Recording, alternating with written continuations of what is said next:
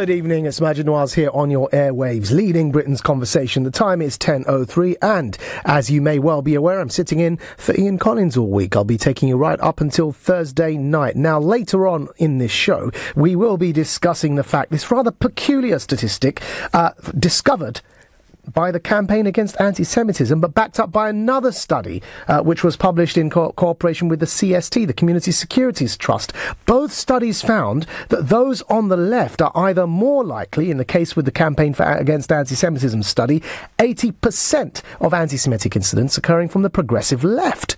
How peculiar. The CST's study found that actually the levels of anti-Semitism in the left are no different to general anti-Semitic levels across the general population. And yet people on the left think they happen to be more anti-racist than everybody else. So stick with us because we will be coming to that topic. But first up, it's Uber. Of course, the chief executive, you may well know, has issued a public apology today, admitting that Uber got things wrong. And as a result, London's Mayor Sadiq Khan has told Transport for London to make themselves available to meet Uber. Now, this process, which is, let's call it two-track diplomacy, let's call it track two, I should say, diplomacy, while the appeal in court will be ongoing against TfL's decision, the track two diplomacy, which oddly enough is with the same body, TfL, will be occurring side by side, and that is that Uber's chief executive will be making Uber executives available to meet with TfL, who will make their executives, use that word rather advisedly, available as well, so they can start negotiations regardless of how the appeal process is going. Now, do you think Uber deserves a second chance? Keep in mind the following. Not only have they apologised, but this is actually a new CEO. Dara Khosrowshahi was appointed this year as Uber's chief executive after they dismissed their founder. They got rid of the guy that founded Uber because he was so unruly, chaotic, anarchic, and abusive of his staff. So they jettisoned him and brought in this guy. So maybe they deserve a second chance because they had already pulled their socks up and kicked out their founder and CEO. Sorry, I shouldn't laugh, but I mean, what founder of a company gets kicked out by his own board? You know, it's unless you've been watching too much Iron Fist, where he's trying to establish that he owns the company and they kick him off his own board. I mean, in real life, that doesn't happen when it happened to Uber. So the question is, does Uber deserve a second chance? 0345 60 60973 is the number to call. And of course, we are live on Facebook as well, so you can see me waving my hands at you right now. And if you're watching on Facebook, you can either send us messages via that platform, or you can text us on 84850, or tweet us at LBC or at Maajid Nawaz, or indeed you can call on 0345 60 60973. Now, I'm no stranger to Uber's charge sheet, and before I give you my opinion, and then of course we're going to open up the lines, I want to just introduce this first of all by making an appeal. I know all the lovely black cabbies out there are going to be listening and calling in to rail against Uber, and guys, listen, I prefer you anyway, but then I have the luxury and the privilege to be able to afford you. What I want to ask is for people from both sides of the equation to get ready to call in, not just what will usually, happen in this instance is that our beloved black cabbies who are riding around London as I speak will be listening to me saying, hey, opportunity to attack our competition. I get it, guys, and I'm with you on this, but I want a balanced conversation because I'm going to give my own opinion on this, and my own opinion I think historically has been very critical of Uber, as you know, and the charge sheet against Uber is the following. Look, 32 Uber drivers have been either investigated for rape or sexual assault in the last 12 months by the Metropolitan Police. In the last 12 months alone, 32. Now, the Met accuse Uber of not taking that seriously enough. So that's charge number one against Uber. Charge number two, as I mentioned, is their own founder and CEO, Travis Kalanick, who, you look at these sexual abuse allegations, he was eventually booted out by his own board for precisely those same reasons, for bullying female staff and for predatory behaviour, allegedly, against his own female employees. So it doesn't really do Uber any favours if their own founder was accused of the same thing that 32 of their drivers have been accused of by the Met Police investigating them in the last 12 months alone. Then, of course, there's the issue of predatory pricing. Now, we all know that Uber is being subsidised by its investors and by its hedge fund backers to outprice the competition with heavily subsidised fares so they can knock out all the competition and then jack their prices up. We're not stupid. We know what they're doing. So that's another thing. That's charge number three. Charge number 4 is their workers' rights, how they treat their drivers. Now, whether it's the abysmally low pay that their drivers receive, or the poor training, or indeed the 0 hours contracts, no holiday rights, there has been a series of controversies around how Uber treats its drivers. So I'm no stranger to the controversy surrounding the way Uber has been run. And as I've said, I'm prepared to accept that the new CEO is going to turn things around. Having said all of that, I also don't think they should have lost their license, because these infractions, I've listed 4 charges against Uber, the allegations against their drivers, the allegations against their CEO, the predatory pricing and the workers' rights. These infractions are not dissimilar to the infractions that other multinational corporations are guilty of. We don't pull the license immediately from those companies, but rather we slap them with fines and we try and slap them on the wrist and teach them a lesson. So I don't think that it's good for London to just pull the license of a company, even if I'm critical of that company's performance. And again, the reason is because, as I said when I first covered this on LBC, is because of the signal it sends. It sends a somewhat Luddite signal of London to the world. You can't realistically expect tech companies to believe that London has a hospitable investment climate if this is how we're treating some of the latest, biggest tech startups. So despite the infractions, and I'm fully aware of them, and I back the black cabbies against Uber when it comes to these infractions, especially the predatory pricing, I'm afraid I draw the line at pulling their license. And this is why. Not only has Uber's new CEO apologised, and we've got to, I believe, give him a chance now to turn things around. He's only been in there for a few months in that position. But the other thing, and I find really interesting, is that despite having 40,000 drivers in London, I'm sorry guys, you know what? I've listed 4 charges against Uber. Well, I'm going to list my charges against Transport for London. I think Transport for London have behaved as untransparently in this whole debacle as Uber has. And I'll tell you why. Because first off, Uber was given absolutely no prior warning by Transport for London, by TfL, that they were going to have their licence pulled. They were given absolutely zero prior warning. That means 40,000 drivers in London could have their jobs taken from them, and Transport for London behaved, in this instance, in a somewhat dictatorial manner. Uber had only had one previous meeting with senior management at TfL, and that was this year, and in that meeting they refused to discuss the licensing process. The series of other meetings that they had planned, including with the mayor himself, were cancelled. So, charge number 1. I've listed 4 charges against Uber. TfL isn't innocent in this affair. TfL didn't give Uber proper notice. TfL cancelled a whole series of meetings, including one with the mayor. They refused to discuss their licensing process. This all stinks of a political stitch-up. Charge number 1 against TfL. Whose bidding are you doing in this whole affair? The other thing I'd like to say is that data released by TfL demonstrate that they had 10 compliance inspections against Uber that had taken place by TfL in the past 4 years. The last one was in April. Only one of those 10 compliance inspections, and that was last year, in August 2016. Only one inspection found that Uber was failing to fully comply with its license. And even in that case, TfL later said that Uber had taken, quote, all reasonable steps, and that the breach was eventually deemed outside of its control. And so if TfL have inspected Uber 10 times and only one found a breach of licensing last year in August 2016, and even then TfL ruled it wasn't Uber's fault, why did they pull the license without warning? What is going on here? I smell political conspiracy.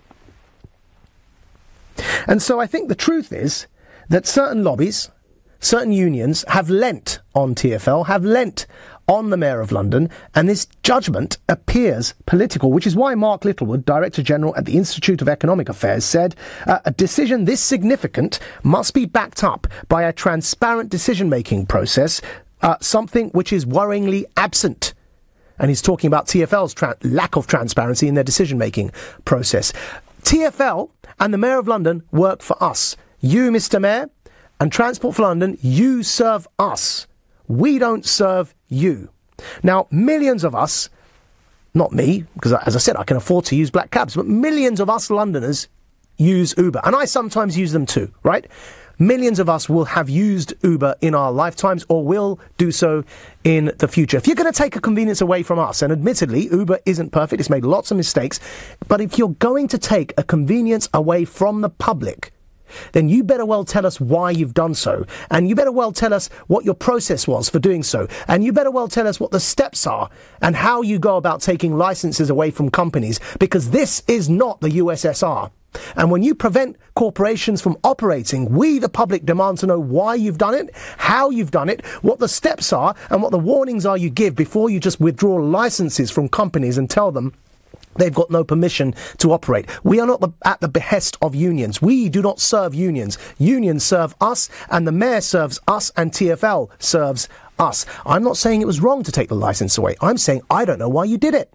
Because out of those 10 meetings you said you had where you inspected Uber, none of them found that Uber breached their licensing regulations. 0. The one that they were found in breach, even you eventually ruled that it wasn't their fault.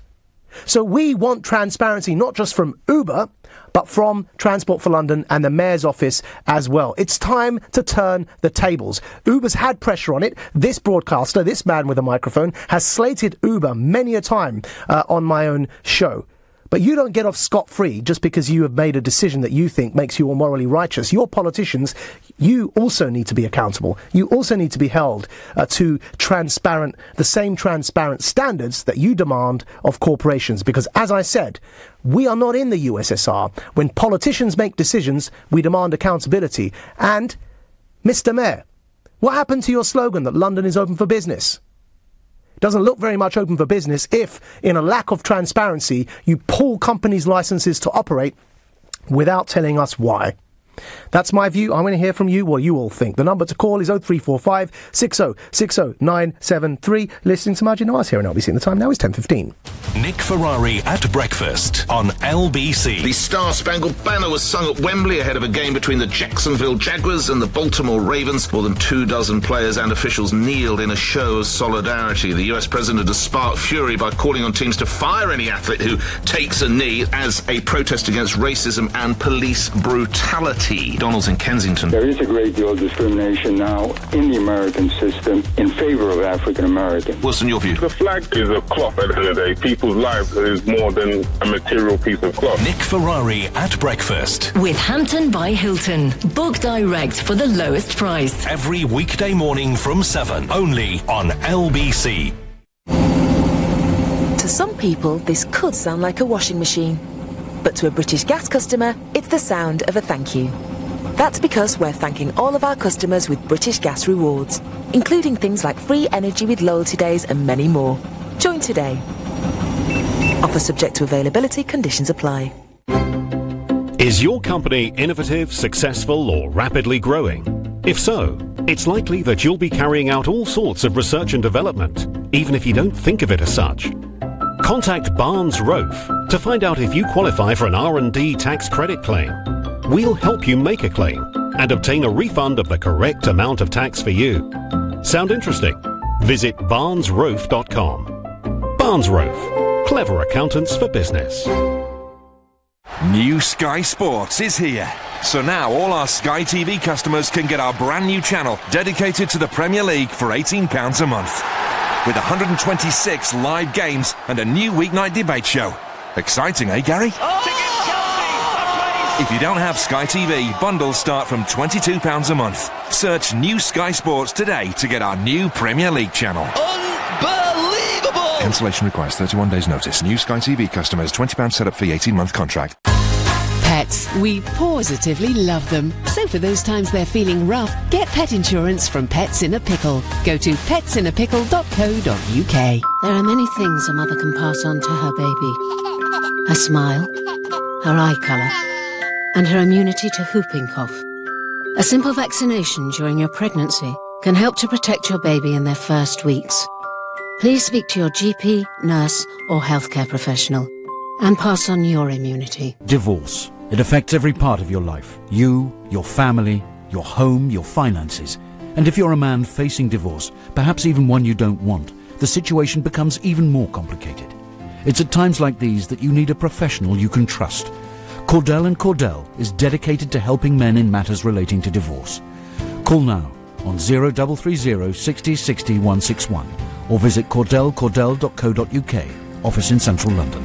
A partner men can count on. Summer is coming to an end. Never mind, you can look forward to enjoying more time in your brand new Mobalpa kitchen. Whether you're happiest entertaining friends or cooking up a warming treat for your family, Mobalpa has a contemporary kitchen design for you.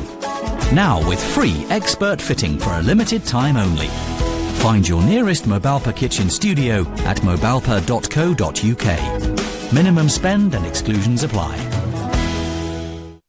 Maajid Nawaz on LBC. Call 0345 6060 973. Good evening, it's Maajid Nawaz here on LBC, and we're on the subject of Uber. You've just heard me defend the fact that their licence and the decision to take it away by TfL needed to be a lot more transparent. Well, I want to hear from you now. 0345 6060 973 is the number to call. Do Uber deserve a second chance? Their CEO has apologised. I think it's time for us to move the spotlight to TfL and their decision-making process. That's what I think. And by the way, people, before you start accusing me of bias, I don't use Uber. I only use black cabs. I will use Uber on an occasion I can't find a black cab. But I fully acknowledge that I have a privilege that other people don't have, and that's I can afford to use a black cab, and most people can't. I'm going to go to Asif, who's on the line from Brentford. Asif, tell us what you think. Hi, very good evening. Thank you very much. Evening. Maajid, first time caller in your show. Tried many times, but couldn't get through. Anyway, today we got through, and this is a subject that is very closer, and I am the working class people for that. Again and again, now the TfL is making another mistake. They are not incorporating and listening to their licensing. We are their customer as well. It has been 112,000 license in London that they have issued it, and this is the biggest workforce. And you know what? They do not do anything on us. They do not listen. They think that we are dumb and we are the biggest workforce, but yet we have not been engaged into anything. Before, we were abused by the operators, and now Uber comes, all the issues come on the surface. What I wanted to say, before they destroyed the manufacturing industry, and now they are destroying the service industry, and I have been an activist on the basis of contributing into it, not objecting. I was on the media saying I'm not against these companies, but what we are standing for the recognition of the rights of working people, because the work should be rewarded, not penalized. And there should not be, nobody should be allowed, because you know what is happening? London is up for sale for those people who have money and they can abuse all these things. Maajid, very rightly you have said it. Now, we are going to turn the table towards these public servants, towards those who we have elected, whether they are member, whether they are councillor, whether they are mayor. They have promised that we are going to look into it, but they are not listening. Has they been listening to their electorate and the people, those to whom they have made the promises? It would be a better society, and now we are not going to shut up. And in terms of Uber, still Uber does not engage itself to listen. So are you stuck, Asif, do you feel like you're stuck in the middle between the company you work for, Uber, and TfL and the decision they've made? Because ultimately the victims here are people like you who are trying to make a living. Yes. Maajid, this is £30,000 car I am driving. Yeah. My question is that £30,000 car, all the laws that they have put on our shoulders, that you have to have this five-star standard to fulfill it. But when it comes to my fare, when it comes to my age, is my salary, it is less than even one car. Yeah. Now I have to bear all these expenses, and believe you me, I give you an example. I drive a car in the night. I have a disability. Despite that disability, I believe in work, and I contributed. I was called a traitor. I was called, why you work for these companies? I said, in this country, we have passion and tradition, being a part of the system, and then struggle for the best of the system.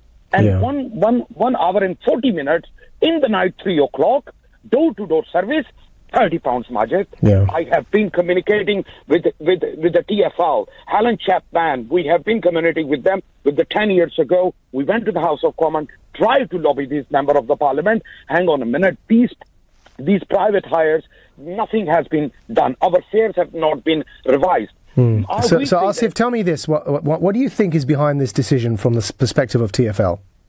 You're clearly upset, but what do you think is going on here? I'm not upset, Maajid. Yeah. Sorry, I've become emotional because when you say that, when the job you do it, with the passage of the time, it has to improve it. Of course. Now it is my standards, my obligations have become paramount, but my reward has become lower and lower. Yeah. What is behind it? What is behind? I can tell you. The only thing that behind it that they have taken seriously, because Metropolitan Police jump over their shoulders. They said, why have you not raised these kind of things and hide these things and not communicate?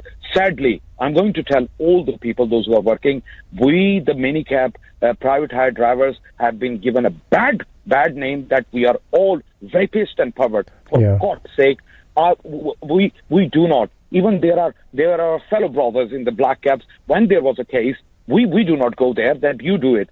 Anybody who violates the law or do something, we are not standing for them. We criticize and punish the crime, not the crime. Yeah, it sounds a bit like collective punishment here, Asif. But listen, it's been a pleasure hearing from you. Thank you for calling in, and I do hope the message gets through that there are people like you who are struggling to make a living, and that's why I'm demanding transparency from TfL as to why and how they made this decision exactly. Because I have been a long-term critic of Uber, but I don't think that the solution should be an immediate recourse to pulling their licence without explanation. We're going to go to James, who's on the line from Heathrow. Go for it, James.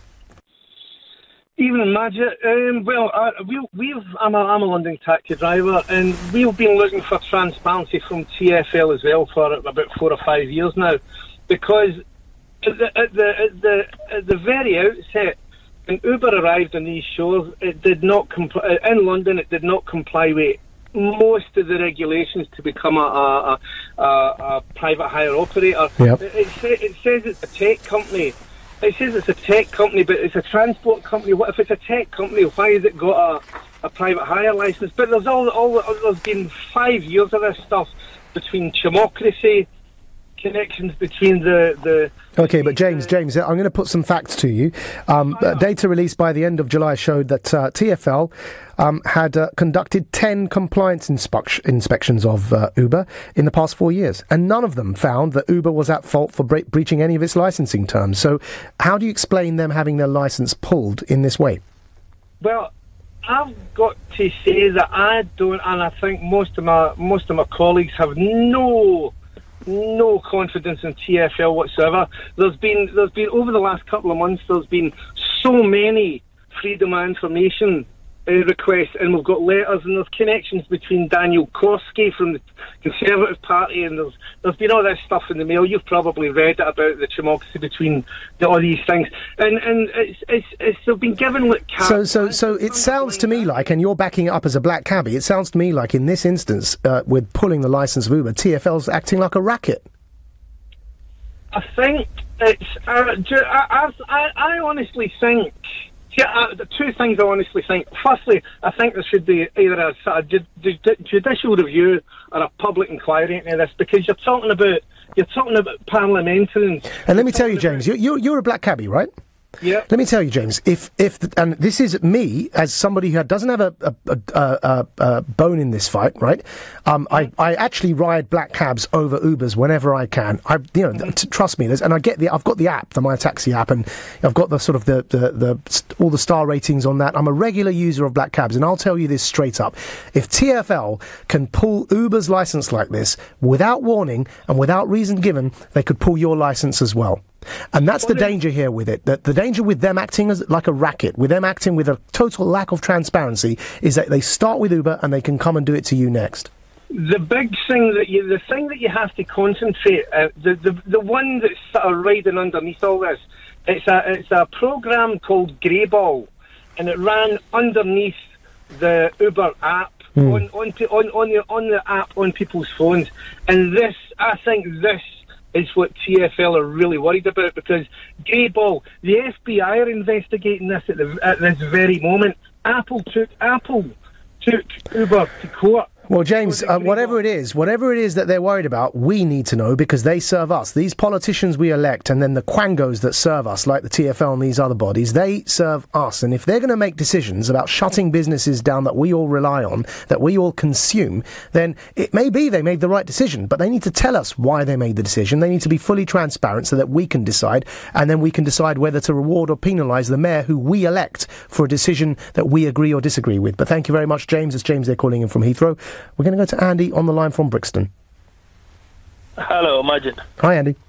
Good evening. How are you? Evening. I'm well. Tell us what you think. I'm so happy that we turned the light on TfL now because over the weekend I've been listening to the debate from your colleagues and other people, and it looks like everything was on Uber.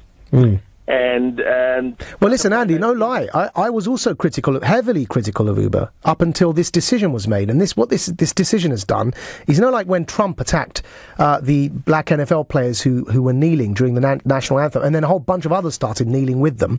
This decision has pushed me to say, hold on, I was critical of Uber, but you're going to do something it is indefensible. I'm going to stop criticising Uber because your crime is bigger than Uber's. You can't act like you're, just without any transparency as a public body and decide to shut businesses down for reasons that you haven't fully explained to us. And let me even tell you this. I took my car. I used to rent to do the Uber, and I decided to take a car on hire purchase. Then I bought a car for $64,000. That was about just 28 days ago when I went to sign everything. I had cooling off period for about 14 days to come back if I still wanted. And after 17th day, and getting to about the 1 month of it, I hear this. So I'm thinking, if the warning had even come long before, why would I go and take this higher purchase? Yeah, exactly. I'll keep renting and see how it goes. No, it was without warning. Wake up one day and just without warning. Andy, it was without warning, and actually all the compliance inspections that TfL had conducted found Uber passed the compliance inspections, and the TfL bosses have refused to elaborate on their reasoning as to which particular clause of the licence was breached.